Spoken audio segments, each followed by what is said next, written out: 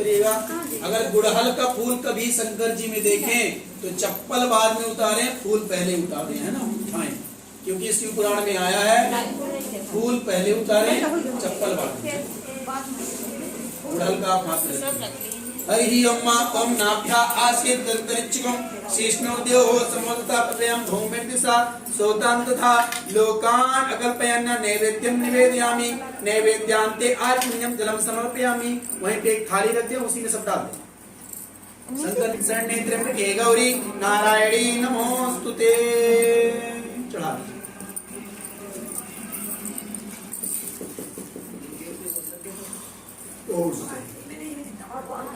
फिर बाद में उठा के शास्त्रे जजमानो हविर्भिः सनी का पत्ता चढ़ाएगा।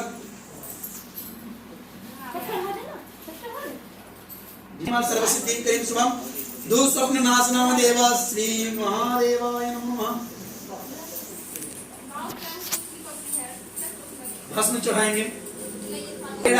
देवा यगम तनवद वसंतो अशाशीत राज्यम ग्रीष्म ईस्मा शरदभिः पुंगे फलम महादिव्यम नागवल्लरदलयुतम ऐलादिचूर्ण संयुक्तम तांबूलम प्रतिगृह्यताम्।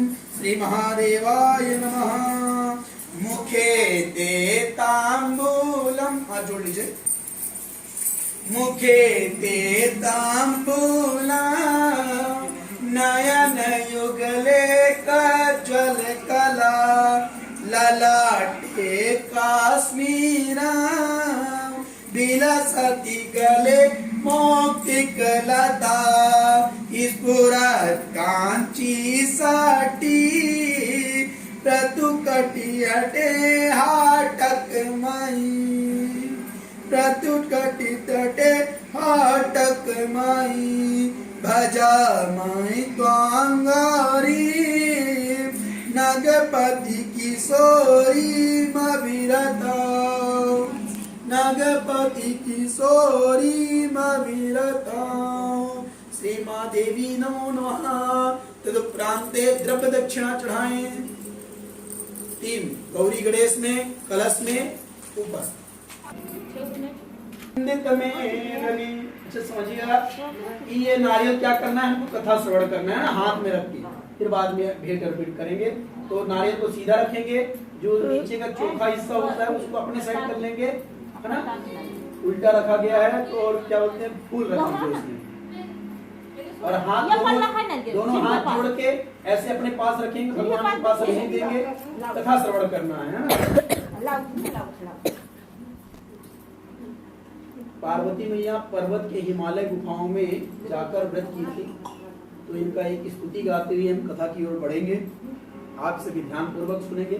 कोशिश करिएगा कितना भी विघ्न हो बात न करिएगा, जैसी बात करेंगी जैसे ही कुछ काम होगा आपको। देखिए 2 चीज आता है कथा श्रवण करते समय। क्या आता है? पहले निद्रा देवी आती है, ये साक्षात प्रमाण है। किसी पूजा में अगर निद्रा ना आए तो पूजा सफल नहीं होती, थोड़ी सी आती है, लेकिन आप उसको भगाना पड़ेगा पूजा सफल बनाने के लिए, है ना। दूसरा क्या होता है कि हम किसी पूजा को करते हैं तो हमको भाव रहना चाहिए, है ना, कहीं और मन नहीं होना चाहिए। तो मैं कहना ये चाहता हूँ कि वार्तालाप नहीं करेंगे। ऐ गिरि नंदिनी नंदित मेदनि विश्व विनोदनि नंदनुते गिरिवर विंध्य शिरोदनि वासनि विष्णु सनि जिष्णुनुते भगवती हे सिद्धि कंठ कुटुंबनि भोर कुटुंबनि भोर कृते जय जय हे महिषासुर मर्दनि रम्यक परद शैलसुते हे जगदम्ब मदम्ब कदम्ब मन प्रिय वासनि हासरते शिखिर शिरोमणि तुंग हिमालय संगन जालय मध्यगते मधु मधुरे मधु कैटव मंजन मधु मधुरे मधु कैटव मंजन कैटव मंजन रासरते जय जय हे महिषासुर मर्दनि रम्यक परदनि शैलसुते रम्यक परदनि शैलसुते रम्यक परदनि शैलसुते। एक समय पार्वती जी ने शंकर जी से हाथ जोड़कर प्रश्न किया, हे महेश्वर, मेरे बड़े सौभाग्य हैं जो मैंने आप जैसे अर्धनारीश्वर पति का वर्ण किया है। अच्छा समझिएगा, पार्वती मैया का जो मन है वह जो पिछला जन्म था सब भूल चुकी हुई है। तो वह पूछते हैं कि आप तो महादेव हैं, मैंने ऐसा कौन सा यत्न, कौन सा प्रतिज्ञा, कौन सा प्रश्न किया है, ऐसा कौन सा व्रत किया है जिससे आपको पाया है। इस प्रकार आप अंतर्यामी हैं, मुझ दासी। अच्छा, पार्वती मैया बोलती हैं मुझ दासी को बताने की कृपा करें। पार्वती जी की ऐसी प्रार्थना सुनकर शिव जी बोले, हे प्रिय, तुमने अति उत्तम पुण्य का संग्रह किया था, जिससे तुमने मुझ जैसा पति पाया। वह अति गुप्त व्रत है, पर तुम्हारे आग्रह पर प्रकट करता हूँ, ध्यान से सुनो। वह यह है कि भादव की शुक्ल पक्ष की तीज का व्रत हरतालिका के नाम से प्रसिद्ध है। यह व्रत जैसे तारा ग्रहों में चंद्रमा, अच्छा जो चंद्रमा है सभी तारों में अलग से दिखता है ना, तारा के अलग, तो इस प्रकार सभी व्रतों में यह एक व्रत अलग है। शंकर जी महाराज दूसरा बोलते हैं, नवग्रहों में सूर्य, जैसे सारे ग्रहों में हमारा ग्रह तो दिखाई नहीं देता, लेकिन सूर्य भगवान दिखाई देते हैं। वर्णों में ब्राह्मण, सभी लोग तो पूजा नहीं करवाते हैं, ब्राह्मण करवाते हैं। वेदों में साम, इंद्रियों मन रूप ऐसा है व्रत श्रेष्ठ है, जो तीजा हस्त नक्षत्र युक्त पढ़े तो और भी महान पुण्यदायक होता है। यह 4 साल में एक बार पड़ता है हस्त नक्षत्र में।